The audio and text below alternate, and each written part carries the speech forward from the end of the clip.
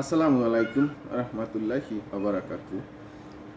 আজকে আলোচনার বিষয় হচ্ছে একটি সুন্দর দৃশ্য, একটি সুন্দর দৃশ্যময় মুহূর্ত। যে মুহূর্তটি হচ্ছে আমাদের সমগ্র দিনের উত্তাপ ছড়ানো যে স্বর্গচক্ষুসম রবি, সেই রবি যখন আস্তে আস্তে মলিন হয়ে ক্রমে অস্ত যায় সন্ধ্যার দিকে, সেই সূর্যাস্তের সময়।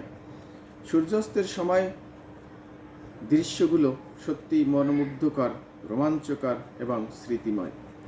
সারাদিন প্রচণ্ড উত্তাপের পরে সূর্য শেষ বিকেলে আস্তে আস্তে অস্ত যাওয়ার জন্য এগিয়ে যায় এবং সন্ধ্যার পূর্ব মুহূর্তে যখন সূর্য অস্ত যাওয়ার জন্য ঢলে পড়ে, তখন রক্তিম আভা লাল রং ধারণ করে।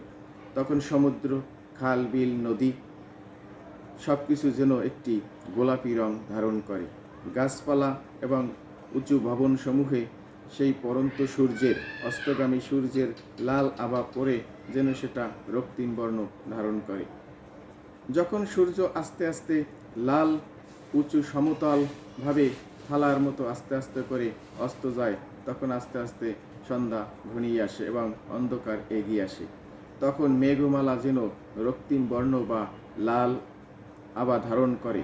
যখন সূর্য অস্ত যায়, ঠিক সেই মুহূর্তের পর যে লাল আভা বা গোলাপি আভা ধারণ করে মেঘমালা, যে একটি সুন্দর গোলাপি আলো ছড়িয়ে দেয়, এটাকে আমরা গোধূলি বলি। এই গোধূলির সময় আস্তে আস্তে সূর্য অস্ত যায়। সূর্য অস্তের দৃশ্য দেখে প্রত্যেকটি মানুষ রোমাঞ্চকর হয় এবং আবেগ অনুভূতিতে আপ্লুত হয়ে পড়ে। সমুদ্রের তীরে দাঁড়িয়ে যদি সূর্য অস্তের দৃশ্য দেখা যায়, তাহলে দেখা যায় কিভাবে যেন একটি লাল বর্ণের যে থালা যেন পানির নিচে আস্তে আস্তে করে ধীরে ধীরে ডুবে যাচ্ছে। মনে হয় যেন এই পানির অতল গহীনে হারিয়ে যাচ্ছে সূর্যটি। যখন সূর্য অস্ত যায়, তখন আমাদের মনে খুবই আনন্দের সঞ্চার হয় এবং ওই সময়ের দৃশ্যগুলো খুবই দেখার মতো মনে হয়। এই দৃশ্য দেখে আমাদেরকে ভাবিয়ে তোলে। আস্তে আস্তে এই সময়ে পাখিরা তাদের নীড়ে ফিরে যায়।